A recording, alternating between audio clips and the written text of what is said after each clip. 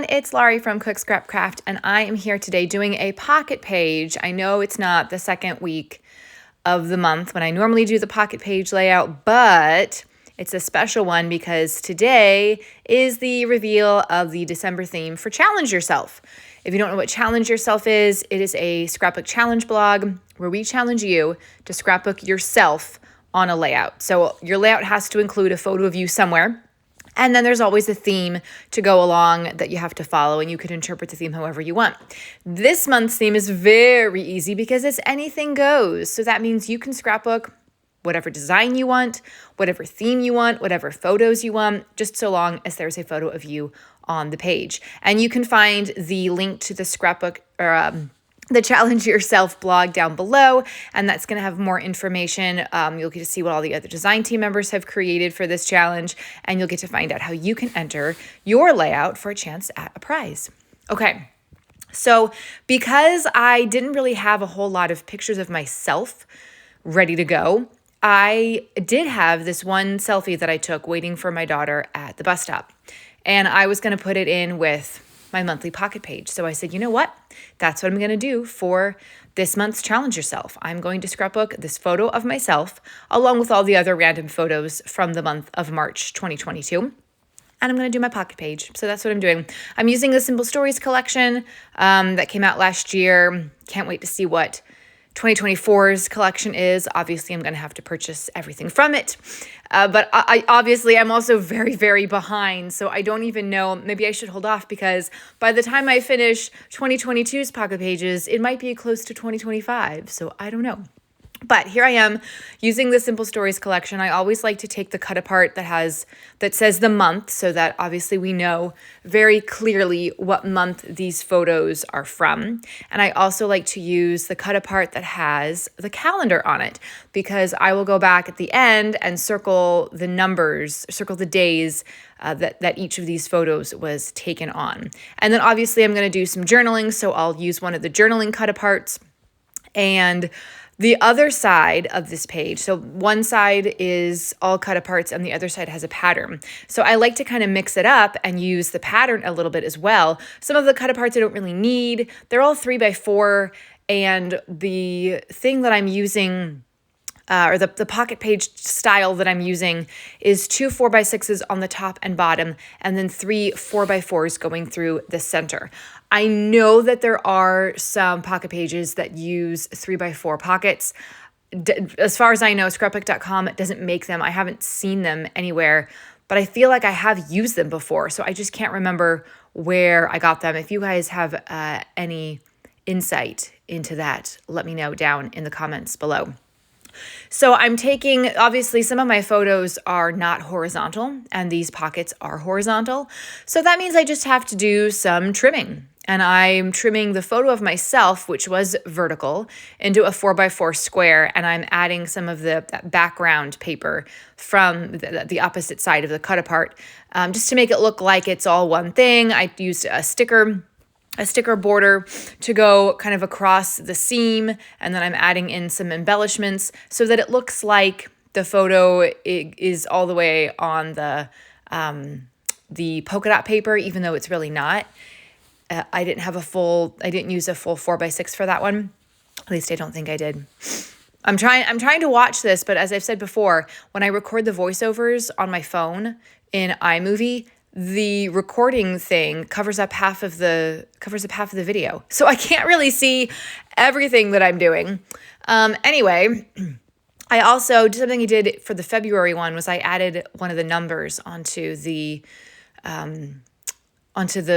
month cut apart. So I'm doing the same thing here because I liked the way that looked. And this collection has a lot of different pieces in it. So this month I used the paper sticker 3 with a couple of embellishments. I think last month I might have done, I think there was an ephemera piece that I used. I can't remember. But anyway, it's here on the channel, so you can go back and watch that. I think I have a pocket page playlist. So hopefully I have added that to it, and you can check that playlist out when you go to my channel. And if you haven't already, hit that subscribe button. please consider doing so that you don't miss out on other process videos and fun stuff. And if you are already a subscriber, welcome back, and thanks so much for watching this video.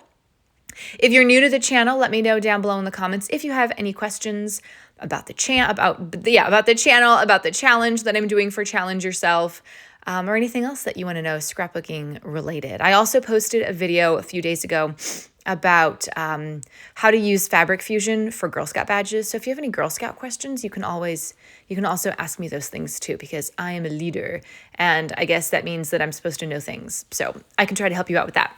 The front side, I feel like I got all nice and complete.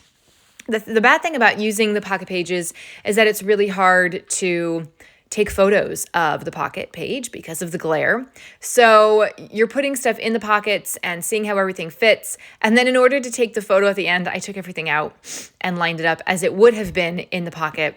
You know, it's kind of annoying, but you do what you got to do. So for this side, I have 2 photos in the middle instead of 1 like I had on the opposite side. And I cut those both down to 4x4 squares. Then I had another one up at the top that I cut to, I think I did 3x4. And I'm actually going to cut it a little bit smaller because I want to be able to mat it down on some contrasting paper. And basically, here's where you get to be kind of creative and do whatever you want. If you don't have enough photos to fit all the pockets, which is great because then you get to do this, you can take the pattern paper, like I've got polka dot paper up there on the top. The Noteworthy, I'm going to add some embellishments to it, but that's where the journaling is going to be. But the polka dot paper obviously has nothing on it, but you can make little embellishment clusters and zhuzh it up and just kind of be very do whatever you want with it. And another thing is you don't have to worry too much about running out of paper because, as you can see, I have taken the opposite side of one of the cut aparts that I used on the front, and I'm just using the direct back side of it to create another embellishment cluster, to create another little mini layout, I guess, if you will, on the 4x4 background. So that's kind of nice. It's kind of nice when you use pattern papers that have a front side and a back side like that. And when you're using a full collection and everything coordinates, so it's okay that polka dot paper isn't the brown polka dot paper. It's still got the same green in it from the journaling spot that says Noteworthy up there at the top. And then I'm going to bring that smaller photo down at the bottom and add a few embellishments to that as well. Sometimes with pocket pages, I will put embellishments on the outside of the pocket just for some visual interest. You don't have to do that, but just note that if you're putting stuff in a pocket and it's very thick, it has a lot of layers, it's not going to sit in the pocket very well, and it is going to almost look flatter because it's inside the pocket. So that's just something to keep in mind if you really go heavy-handed on embellishments and you like to use a lot of different dimensions and textures and that kind of thing. If you do pocket pages and you are a pro at them, disregard what I'm saying. But if you're new to pocket pages, hopefully these tips are helpful for you. That's kind of the whole point of the channel, is that I'm just here to show you how regular old scrapbookers scrapbook. Yes, I'm on the Challenge Yourself design team, but I'm not on any product. I'm not on any manufacturer design teams. So I'm not getting paid to tell you things or to tell you to use certain products. And all the products that I have, I've purchased myself. So I'm not rolling in freebies over here. And this is literally just me using what I have in my stash, which I think is pretty much what most scrapbookers do.